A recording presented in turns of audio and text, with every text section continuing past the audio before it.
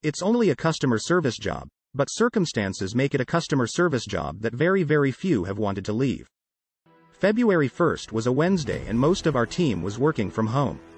Most of us also started work at 7 a.m., 2 hours before the chat opens and customers can reach us there instead of only via email. And because it was Wednesday, neither the email nor the chat would give us a heavy workload. I was struggling with a medical condition on that day and was considering going to a hospital, but due to personal reasons, I instead chose to try to finish the workday. When the clock hit 9 a.m. however, I was in the bathroom trying to relieve my pain, so I wasn't online in the customer service chat right at 9 a.m., but at 9:03 a.m. I came back to my computer. I wasn't worried that the customers wouldn't receive an answer in chat, because we had multiple other people available and it was a slow day. Not being available at 9 a.m. sharp due to my medical condition, that Tom knew about, he still tagged my name in a big group chat we have with all 15 to 20 customer service agents, with the sole purpose of embarrassing me and show to everybody how I wasn't where I was supposed to be. The week after that, on February 9th, Tom reported me to our manager for the same thing, on a day when I worked from our office instead of from home, because I had to. Something others get away with not having to. And something that Tom agrees unwillingly to just as much as I, if not more. In between these two incidents I saw Tom doing the same incorrect behavior five times, but I never reported that, never screenshotted, never embarrassed him, and never lectured him privately. Because, who does that? It can be compared to an empty grocery store with 7 checkout counters open and the staff in one of them takes a short break, even though he or she should NT, according to company policy and rules. Would you report this employee if you were one of the other 6? Later in February, on Tuesday, Tom was helping a customer in the customer service chat but closed the chat after not receiving any message for 5 to 7 minutes. After that the customer did reply however and got assigned to a new agent, me. I transferred the customer back to Tom without a second thought as he obviously knew exactly what this customer was contacting us about, without having to backread a whole conversation for context.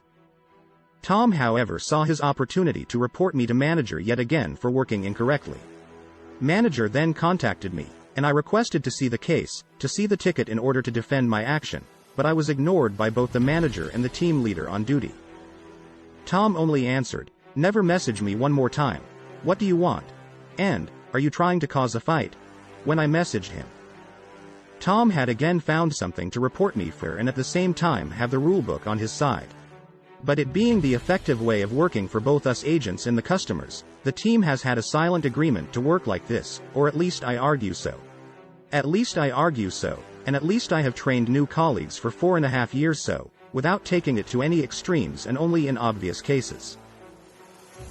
Just be a good team player, take responsibility for your customers and your cases. Don't try to use every inch of the rulebook to your advantage. Use the statistics as an indicator, don't look at them like the final, absolute truth. Practice common sense.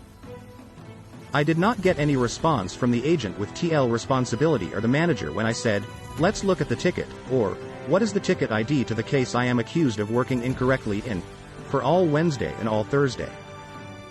Instead, I was only told I was wrong. Friday I got a vague answer from the manager that he thought he will probably not do anything to find the ticket ID and look into it. Due to the hostile work environment and lack of support, I decided to resign, and I left a message saying, "Due to my company's treatment of me, I have decided to resign. Take care y'all." Visible both to the company and the company's client who I work just as close with as the literal colleagues. I acknowledge my message put my company in somewhat of a bad look, but I don't agree that their actions or reactions were reasonable, refusing to answer me on where the ticket was, and why Tom was allowed to go on like he had. In fact, I know why Tom didn't want anybody to see the ticket.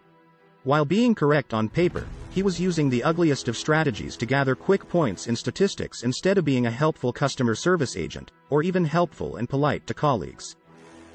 The fact that I had the backs of not only Tom, but also the agent with TL responsibility, and still had both of their backs turned on me, as well as the managers, cost me my job and the slight faith of humanity that I still had. Why did you do it?